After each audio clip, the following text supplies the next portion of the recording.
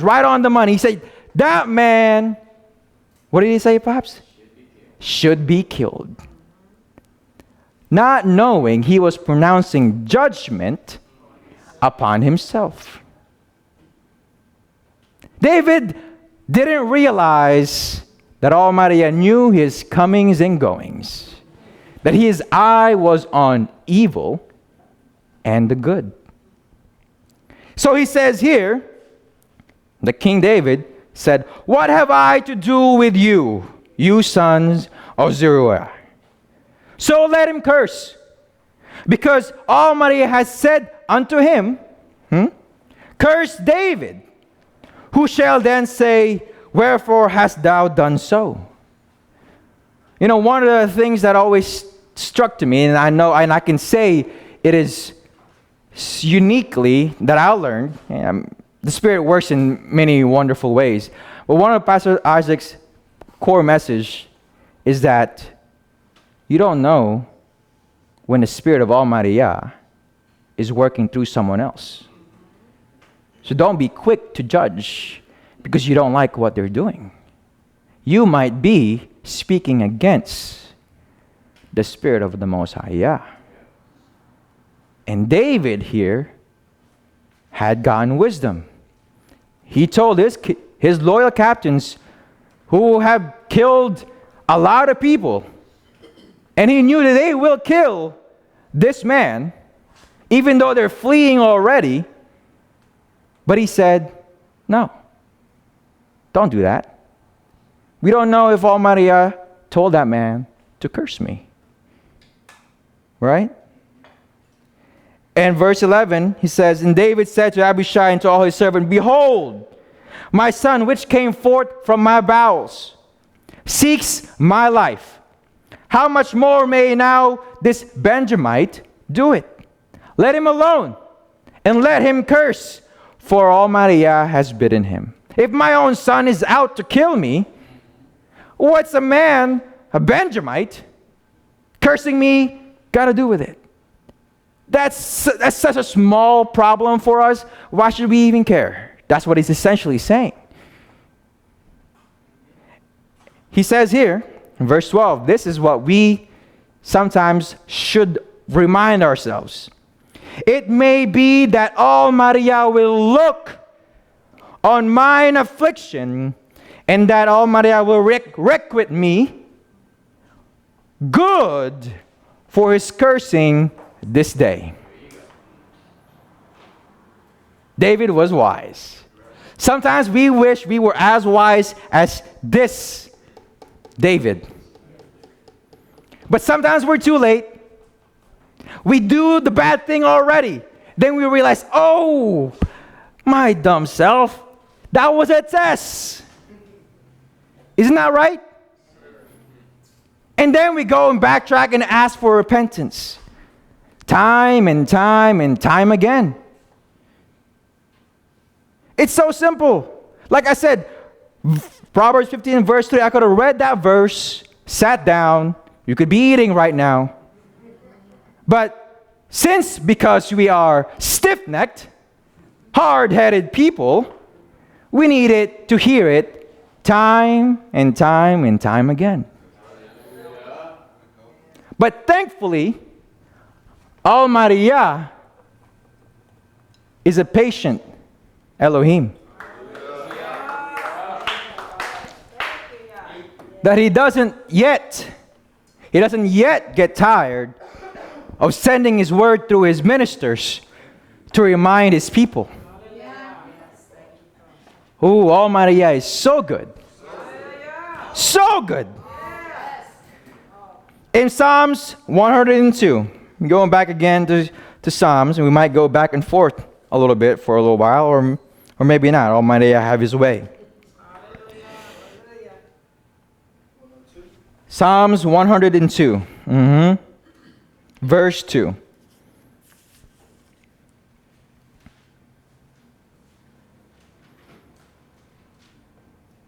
Now we read earlier in Psalms 121, that David knew, as if he knew already, that Almighty Yah is with him. That Almighty Yah is preserving David. But here in 102, now we don't know the exact timeline, the difference in time between the two chapters. But here it says, hide not thy face from me in the day when I am in trouble. Incline thine ear unto me in the day when I call. Father, answer me speedily. For my days are consumed like smoke, and my bones are burned as an heart. My heart is smitten and withered like grass, so that I forget to eat my own bread. Now, psychology isn't my best subject. Matter of fact, I took an exam called the MCAT. Physics, chemistry, science, all of that, my scores were up there. But for psychology, it was below the average. Same thing for when I took the psychology exam for med school a few months ago. My psychology score was below the average. But what I can say is what David just described in verse 4, some doctors would say is clinical depression. That I'm so low that I feel so withered. Do we know what that feels like? Do you just feel like I want to just lay down here and just slowly thin out and go to sleep? I can't eat nothing. I don't even want to pick my hand up to eat something. Boy, David was one depressed king. He had the whole kingdom. Well, I don't know exactly when this was written. Maybe this was when he was being chased.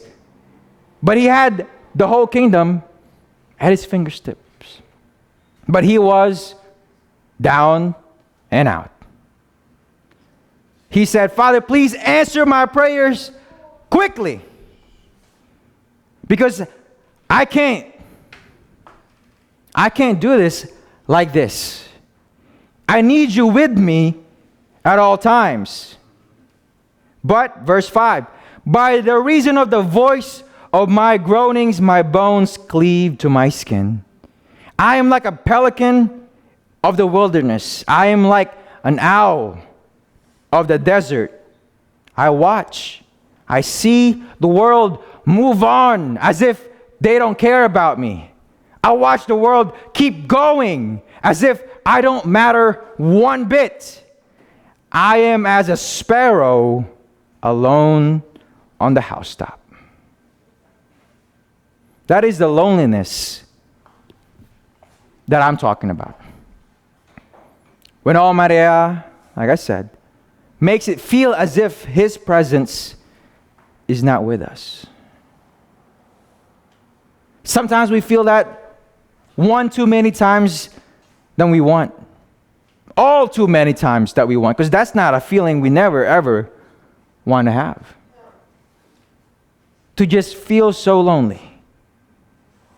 That even all the praying, all the praising, all the church going we're doing feels like it's no good.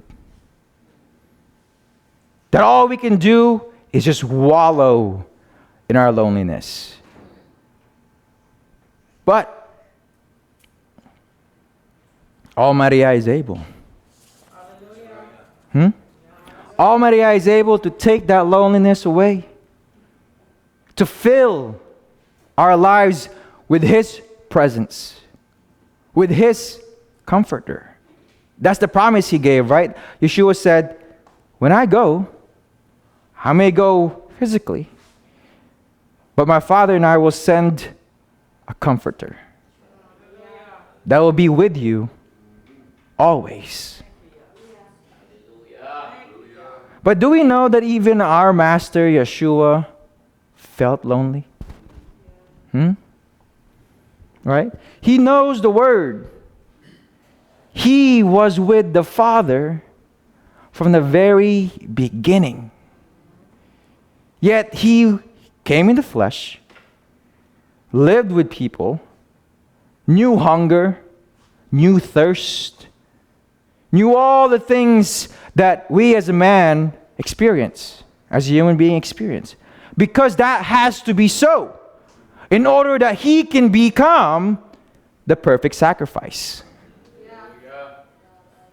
There was no other way. Because of our sin, there was no other way. In Matthew chapter 26, Matthew 26, verse 36. Again, we also know this story. We've read this story. We've heard this story many, many times. This was when Yeshua was about to be arrested. And as I was preparing this message last night, I didn't even know I was going to go in Matthew. I didn't know that it would involve our Master Yeshua. But as I was reading this particular portion of Matthew, I was wondering, I never thought of it before, but we know how we say the Word is a living Word. That we could read it time and time again, and it could mean something completely different. Now, have we ever wondered, and let's go read first. Verse 36, then comes Yeshua with them unto a place called Gethsemane. And he said unto his disciples, sit ye here while I go and pray over there. And he took with him Peter and the two sons of Zebedee, and began to be sorrowful and be very heavy. Now, the master of all creation is sorrowful and very heavy in the flesh. Then he said unto them, my soul, my being, is exceedingly sorrowful, even unto death. Tarry ye here and watch with me. Did we wonder why Yeshua said, watch with me? He knew he was going to get arrested. He knew he was already betrayed. Why did he say, watch with me? Why? Because he just wanted a witness. He just wanted someone to see what he was about to go through. There's nothing like company, right? Even though sometimes we feel like we don't want any company, that we just want to wallow in it, but the right company will ease everything. And that's what our Master Yeshua wanted. Someone just stay awake and watch with me. He knew they were coming. He knew the soldiers were coming. He knew his time was coming. That's why when that woman poured that alabaster back, he said, don't blame this girl. She prepared my body for its burial. Yet, here he is, telling his disciples, not once, let's keep reading. And he went a little further and fell on his face and prayed, saying, oh, Abaya, if it be possible, let this cup pass from me. Nevertheless, not as I will, but thy will